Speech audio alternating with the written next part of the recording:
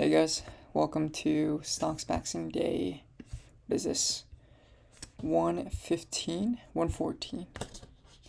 Christmas Eve. Merry Christmas Eve, everybody. I am at home and it's currently 9:30. Was able to spend some time with family, but want to do a little stream before I end my day. And I want to do this stream on healthcare. I feel like healthcare has been in the news recently a lot. And I want to be able to understand or start to understand how this business works at a very high level. I know there's this idea of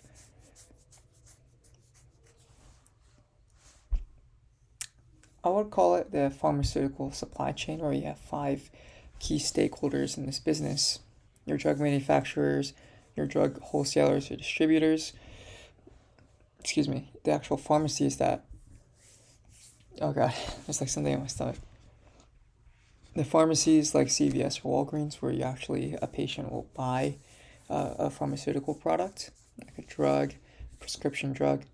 And then you also have pharmacy benefit managers, which kind of sit in the middle of all of these. We're usually between the health insurance and the drug manufacturer itself.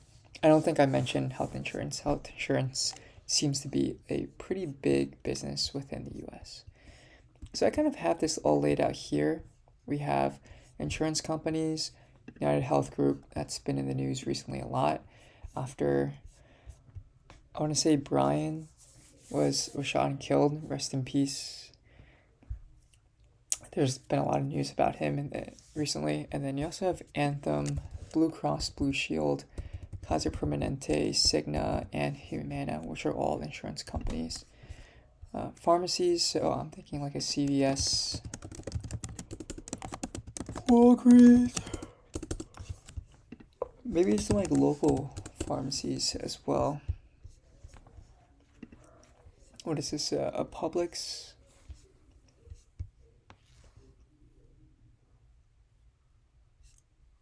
Interesting, so it's employee owned, okay. Pharmacies, which I'd imagine private equity companies are picking up. Yeah, on the pharmaceutical front, the drug manufacturing front, yeah, there's probably like medical device manufacturers as well. Also, you have hospitals, so general practices. I know Kaiser Permanente, they're in that space, but I think it's more of a integrated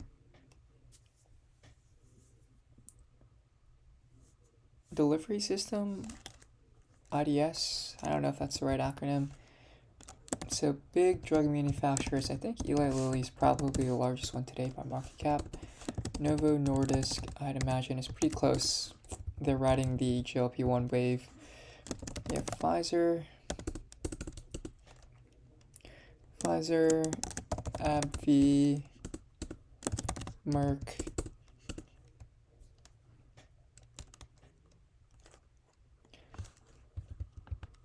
These are the big ones I'm thinking of right now. Oh, Johnson & Johnson, definitely. Totally forgot about that. Okay, Johnson & Johnson.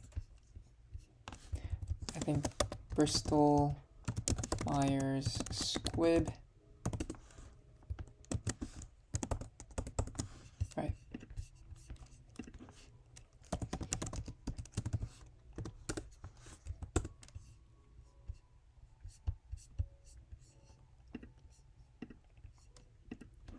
Pfizer.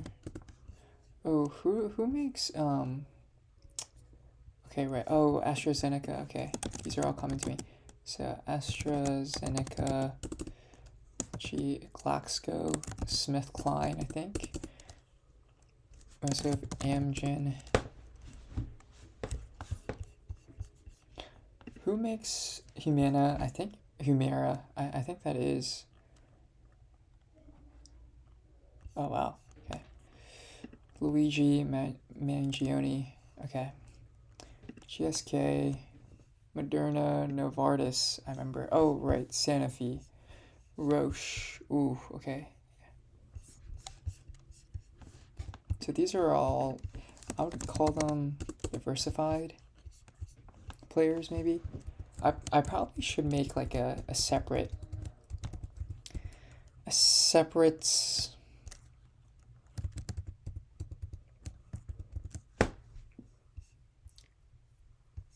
Excel workbook for all of these guys, because yeah, drug manufacturing, I'd imagine, is a very, very difficult business. Okay. So pharmacies, insurance, and distributors, right? These are the big ones in the US. So let's maybe work backwards. Let's try to hit one company from all of these and just read through their SEC filings. So let's go with McKesson.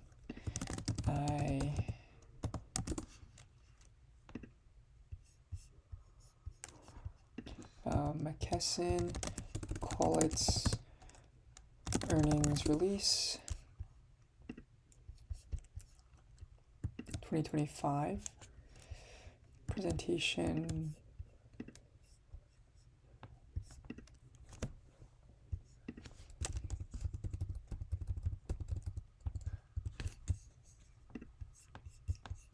Okay, so this is also ended September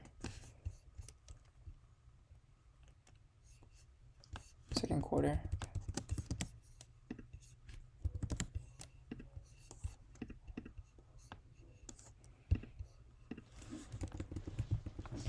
Right. Consolidated revenues of 93 billion. Damn, okay. So that's very close to what United Health Group earns.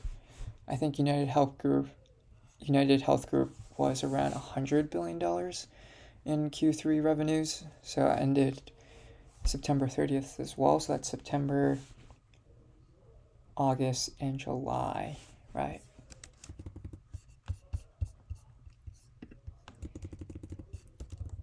So we will call this revenues. I wonder if they break it down as well.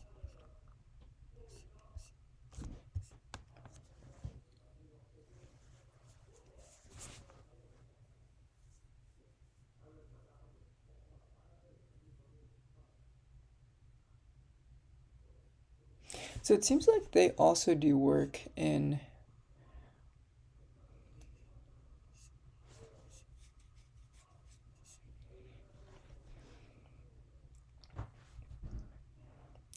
percent segment offering.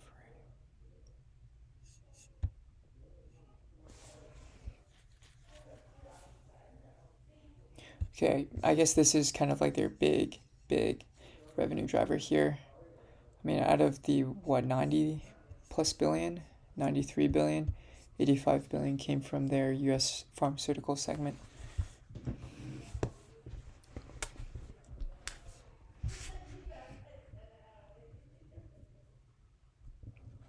International segment. Okay.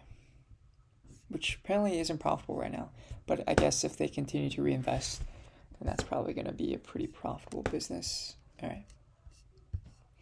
Let's take a look at McKesson. All right. I think they were giving it to us here.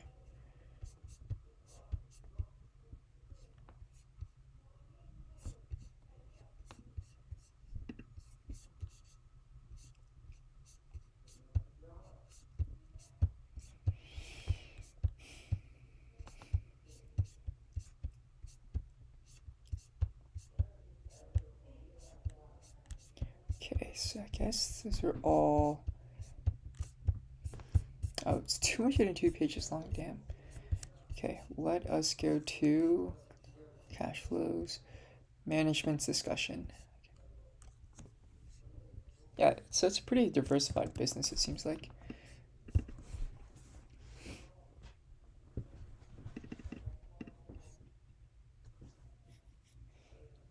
So US pharmaceutical prescription technology solutions, medical surgical solutions, and international. Oh, use pharmaceutical. Okay, so RxTS. Distributes branded generic specialty biosimilar and over-the-counter pharmaceutical drugs and other healthcare-related products. United States also provides practice management technology, clinical support, and business solutions to community-based oncology and other specialty practices. So I don't know what community-based oncology is. I know oncology specifies or is a subspace or a field that deals with cancer, but I don't know what the community-based means. Sells financial, operational, and clinical solutions to pharmacies, retail, hospital, alternate sites, and provides consulting, outsourcing, technological, and other services.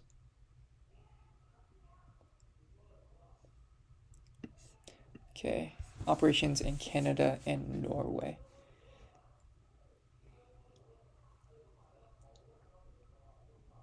It provides medical, surgical, supply, distributions, logistics. Okay, so this is, I guess, any type of surgical devices or supplies directly to hospitals, physician offices, labs, it seems like. Okay.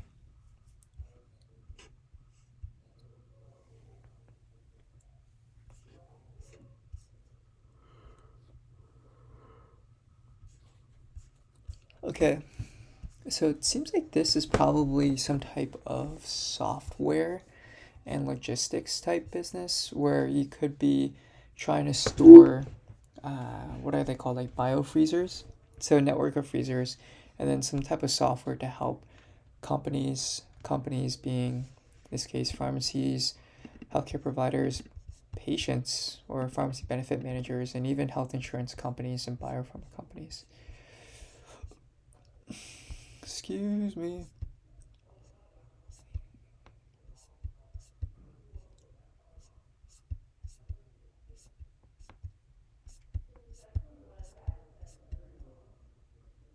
Segment revenues.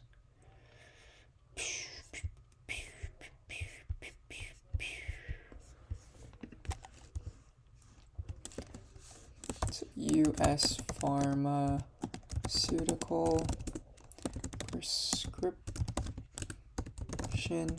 technology solutions, medical surgical solutions, international corporate total. Okay.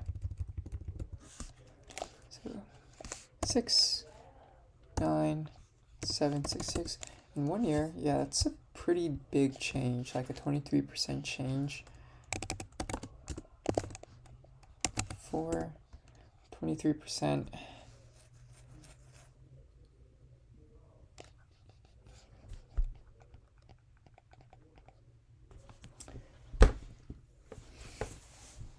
Basically 70,000. So 20% of 70,000 is around 14,000. So 14,000 plus 70,000 is an 84,000. Yeah. Medical surgical solutions.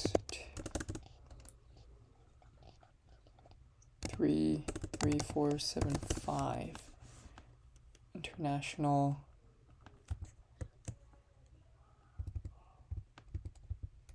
Oops.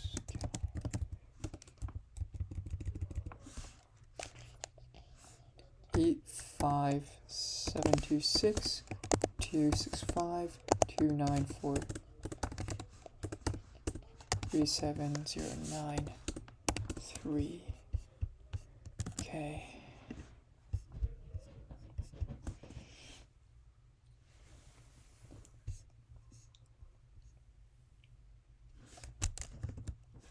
Partially offset by branded to generic drug conversions.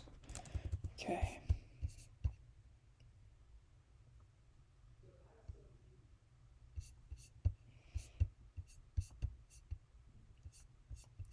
So this is interesting, but they break down the operating income and profit as well,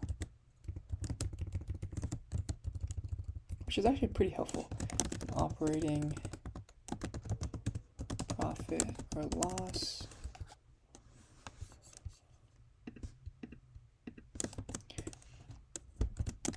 Margin, so U.S. pharmaceutical, then prescription technology solutions.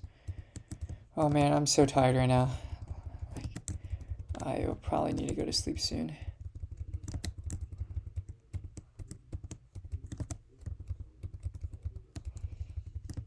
Corporate. Guess it's not even in there. All right. 593. So doesn't seem like a terribly profitable business. If you're selling 70,000 worth of revenue, but you're only making 593 million, so it's like 600. 1% of 70,000. That is 700.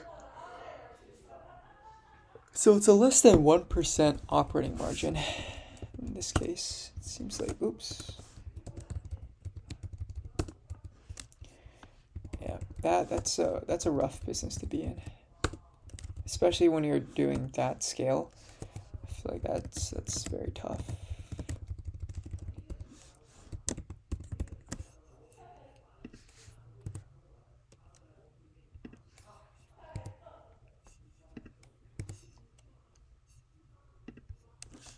Okay, prescription 238.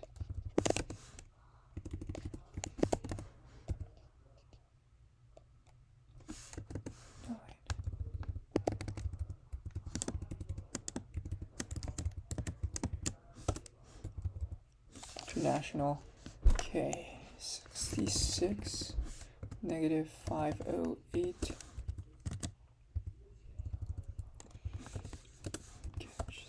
Two.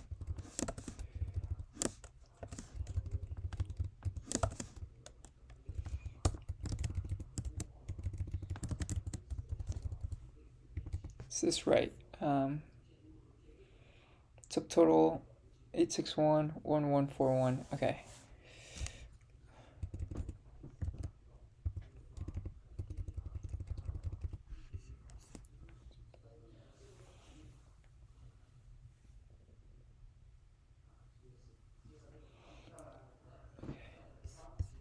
Serve pre-petition balances.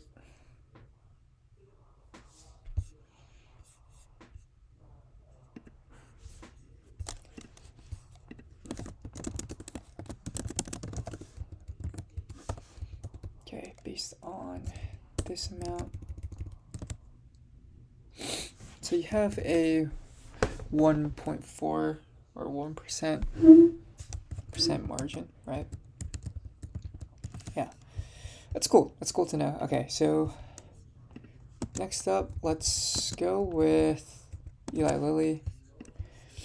I want to say they are probably the largest healthcare company or drug manufacturer today.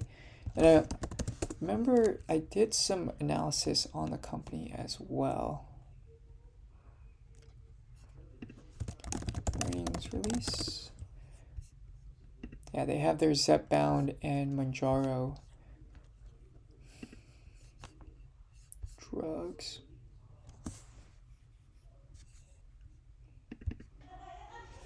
20% by volume growth. So Zypressa increased 42% in non-incretin revenue increased. Wow, I mean 42% growth. Jeez.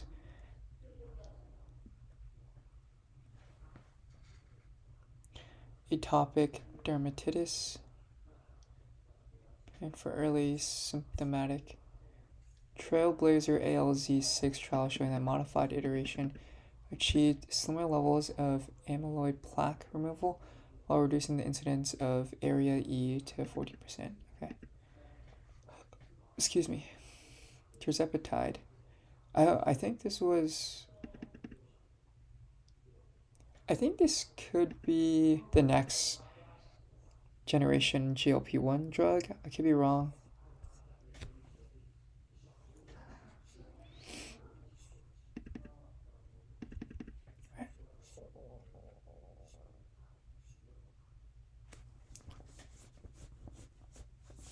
Donanemab is, I think, the actual pill that you take, weight loss pill, essentially.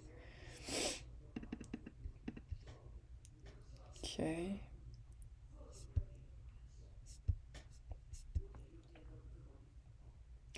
Trulicity, Humalog, Verzenio.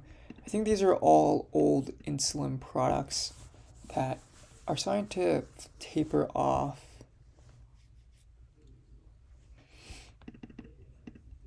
Yeah, I'm surprised the revenues increased.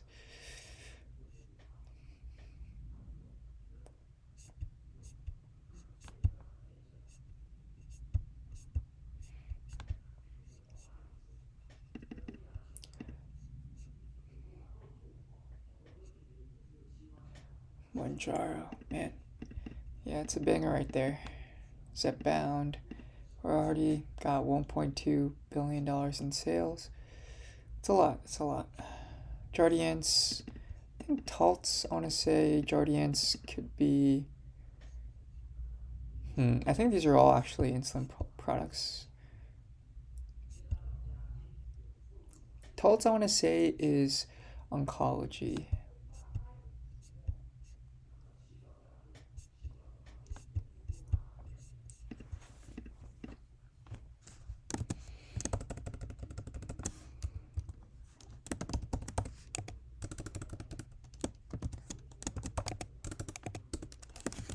Zepbound, Manjaro.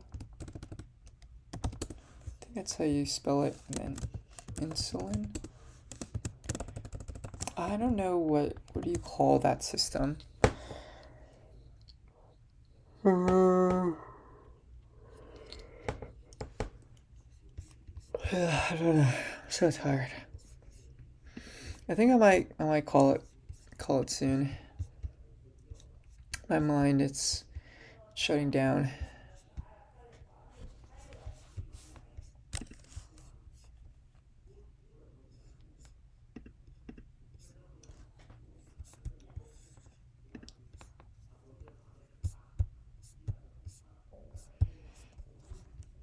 Ooh, it would be good to know. So it also 3 months ended September 30th. Okay. Expenses.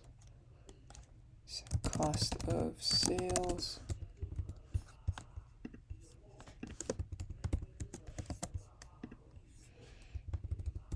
Oh, jeez, what happened?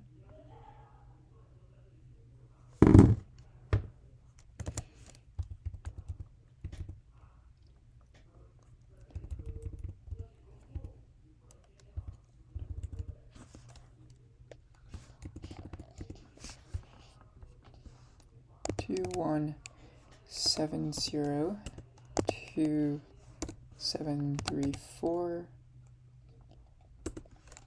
2099 2826. Yeah. Do we need to be that precise? This is in millions, so this will give us, I guess, the 1,000 number. Oh, in millions.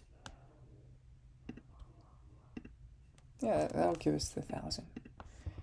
Okay, I guess we could 2826. It's okay, we don't have to be that precise. Maybe that's gonna come back to haunt us, but I think we'll be okay. 2409, so cost of sales, research and development, so marketing, selling, and administrative. So it seems like they are pushing some of that marketing up, about $2 billion. Sorry, not 2 billion, about 200 million. Acquired in process, R&D, asset impairments, restructuring, other special charges, other nets, income or expense. Marketing is at 1803.9297 point. Okay.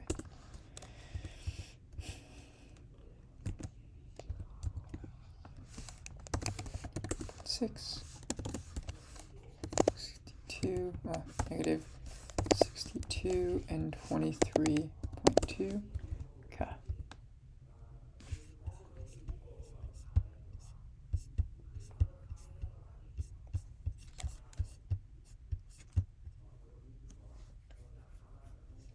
Net product revenue. Cardiometabolic, that's what it was. Okay, yeah.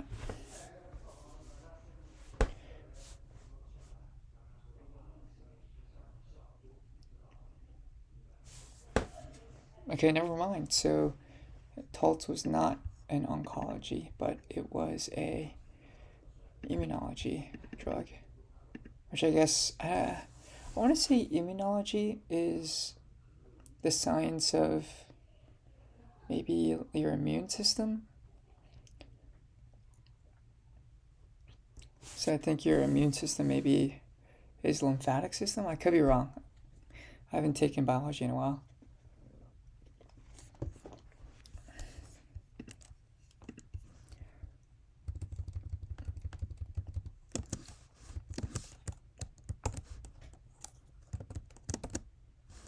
Yeah, let us...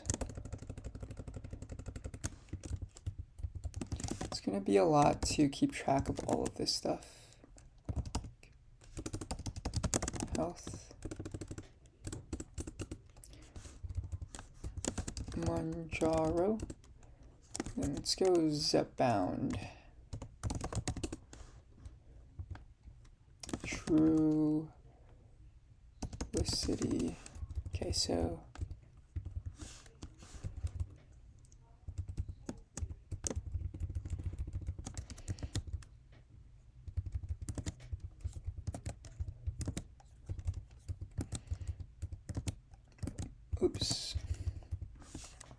Manjaro Q1 2020. Should we split this up into total versus non-total? I don't know.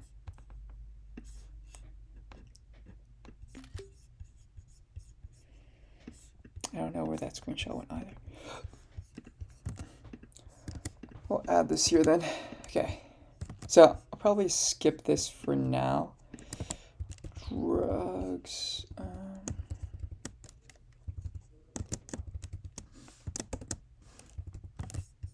Let's take a look at pharmacies. I'm actually very curious on how the CVS business model looks like.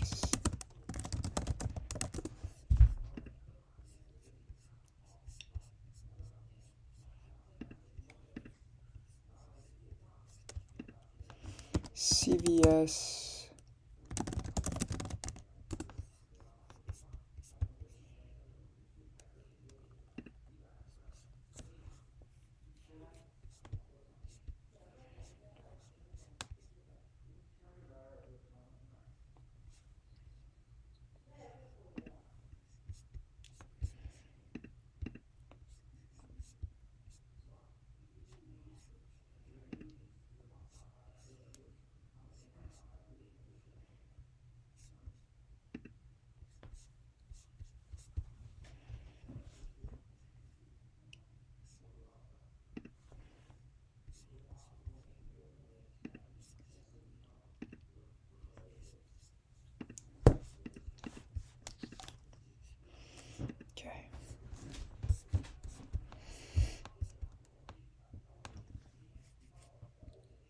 So this is actually very similar to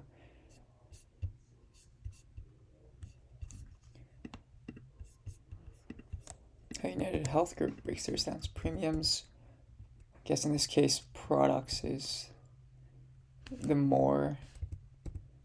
Okay.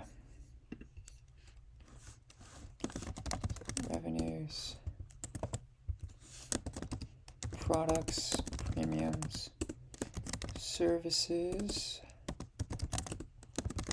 investment income. Not too sure what that is. But let's take a look at the operating expenses.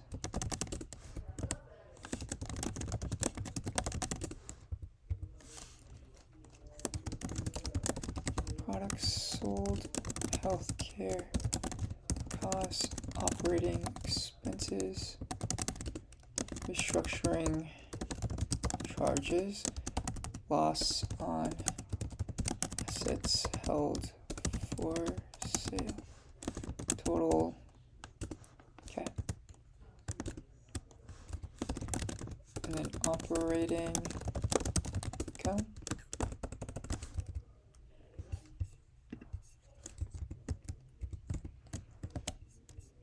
It's also their fiscal year, or Q3, ends Q3, okay.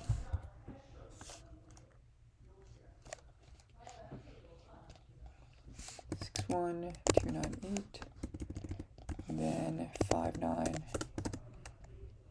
604, 30, 925, 4279, 550. So it's declined, and the premiums business has really been able to benefit by 6 billion. All right, so that's a 25% increase, almost.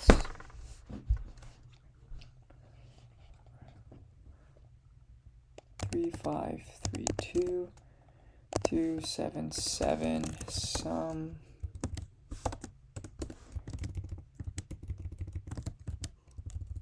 So the business is still going strong from a total revenues point of view. Seems like even the costs product sold is declining, which is surprising. I would not expect that trend.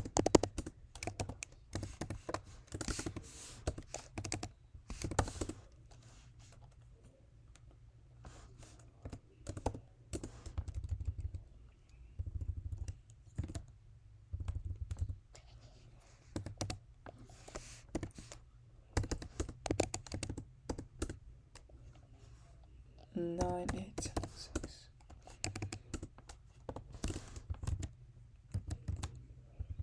Okay, nice.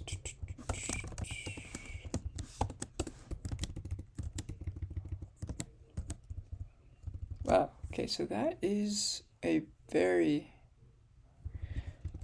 this is I think similar to McKesson. I mean, the margins here aren't great.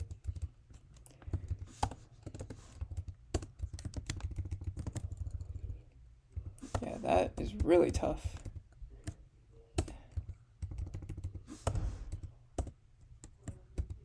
Yeah, this is less than 1%, I think.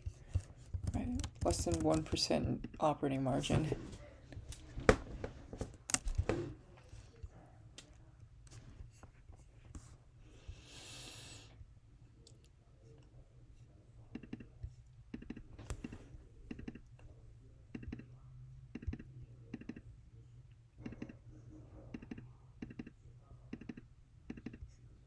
So somehow they've been able to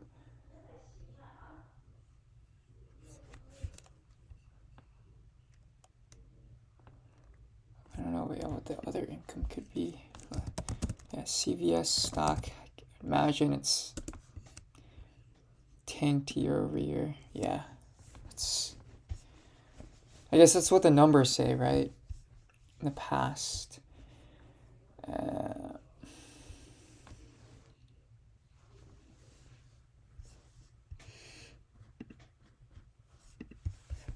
But then stocks are also forward looking, so there's that to keep in mind.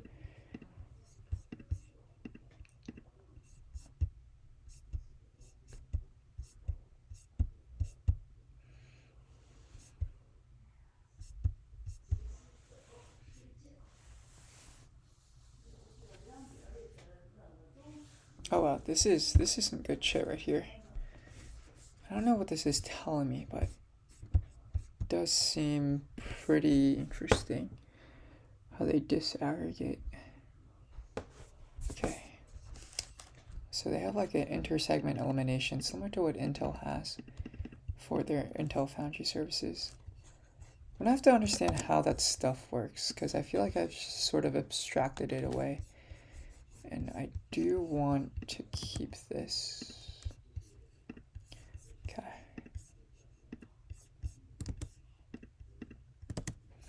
I wonder if United Health Group also disaggregates their revenues in a special way. Affiliated customers.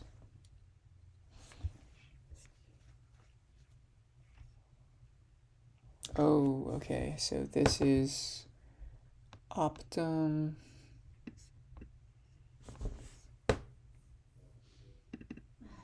So United Healthcare, that's the big it's the big health insurance company. Optum Insights, that's where the services come in. Optum Health as well. Yeah. Oh, 等一下，让我 Yeah. Okay, I am going to probably end this here for today. But thanks for tuning in. I'm about to go to sleep. So tired. So catch you guys tomorrow, the next one. Peace.